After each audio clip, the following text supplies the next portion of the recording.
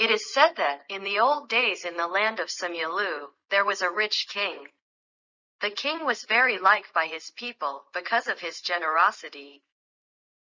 However, the king and his queen had not yet been blessed with children. Various methods have been tried, but have not yet had children. The two of them then prayed and purified themselves in a river which had cold and very clear water. To reach the river, both of them have to travel hard. As soon as they arrived, the two of them immediately bathed in the river and prayed at the same time. After that they returned to the kingdom. After a long wait, their prayers were answered. The empress is known to have been pregnant for a month. The days continued as usual.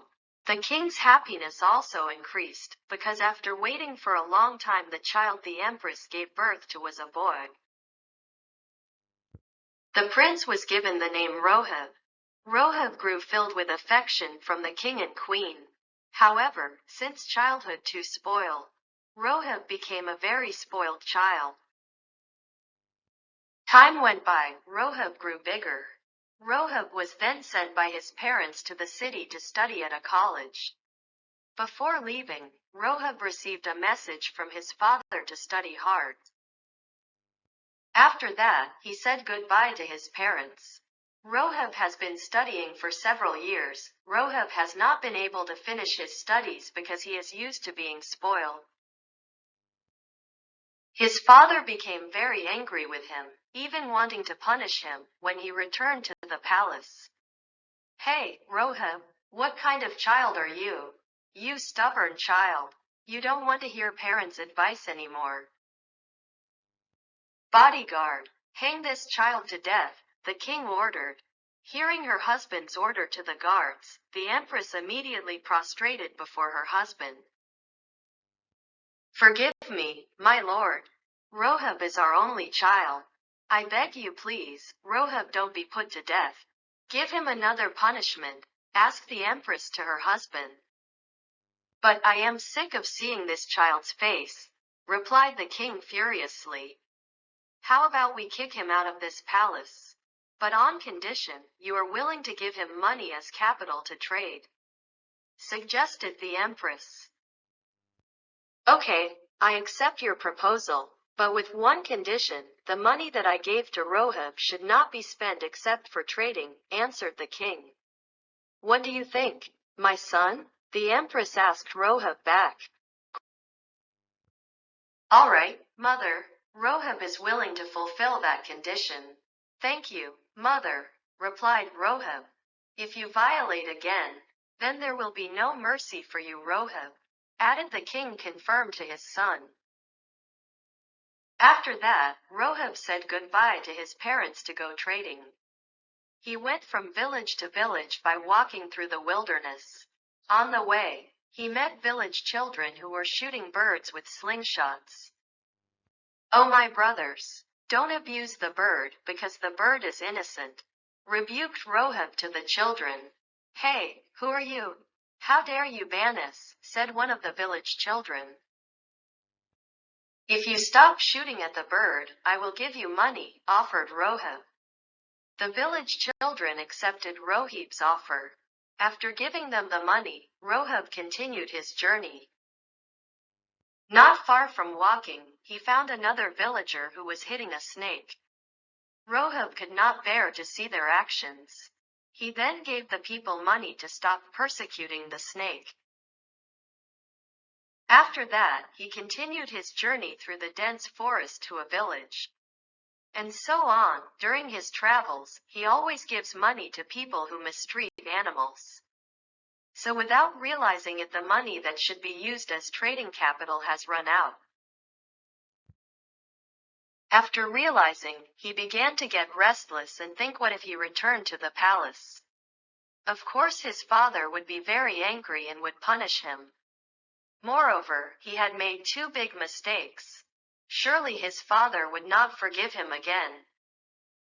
Because of exhaustion from a day of walking, he decided to rest under a shady tree.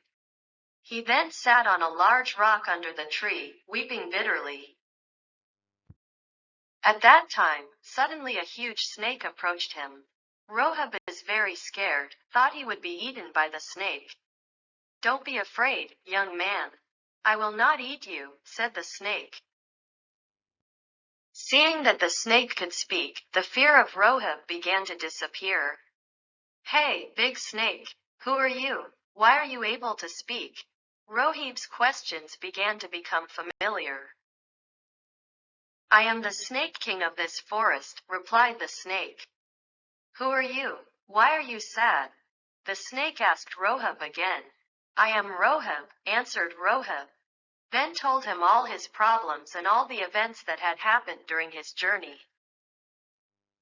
"You are a good boy, Hib," said the snake familiarly, "because you have protected the animals in this forest from the village people who abused them.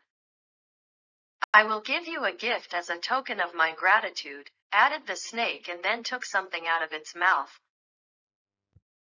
"What is that thing?" asked Rohib curiously. "That thing is a very magical item. Whatever you ask, it will surely be granted. Its name is Lucky Mentiko," explained the snake, then left Rohib. Meanwhile, Rohib was still busy observing Lucky Mentiko. "Wow, this thing is great. It means this thing can save me from my father's wrath," Rohib muttered happily. Armed with Lucky Mentiko, Rohib ventured back to the palace to face his father. However, before arriving at the palace, he first asked Lucky Mentiko to give him a lot of money to replace his capital, which had been distributed to the villagers, and the profits from his trade. His father was very happy to welcome his son, who had brought a lot of money from his merchandise. Finally, Rohib was received back by his father and freed from the death penalty. All of that thanks to the help of Lucky Mentiko, the snake's gift. After that, Rohib thought about how to save the Lucky Mentiko so it wouldn't disappear. One day, he finds a way, that is, he wants to forge it into a ring. Then he brought Lucky Mentiko to a goldsmith. But unexpectedly, the goldsmith tricked him into taking the object away. Because Rohib was already friendly with animals, he asked them for help. Mice, cat and dog were willing to help him. The dog, with its sense of smell, managed to find the trail of the goldsmith, who had fled across the river. Now, it was the cat and the mouse turn to figure out how to get the ring that was kept in the goldsmith's mouth. At midnight, the mouse stuck its tail into the nostrils of the sleeping goldsmith. Not long after, the goldsmith sneezed, causing Lucky Mentiko to be thrown out of his mouth. At that moment, the mouse immediately took the object. However, when Lucky Mentiko was about to be returned to Rohib, the mouse tricked his two friends by saying that Lucky Mentiko had fallen into the river, when in fact the object was in his mouth.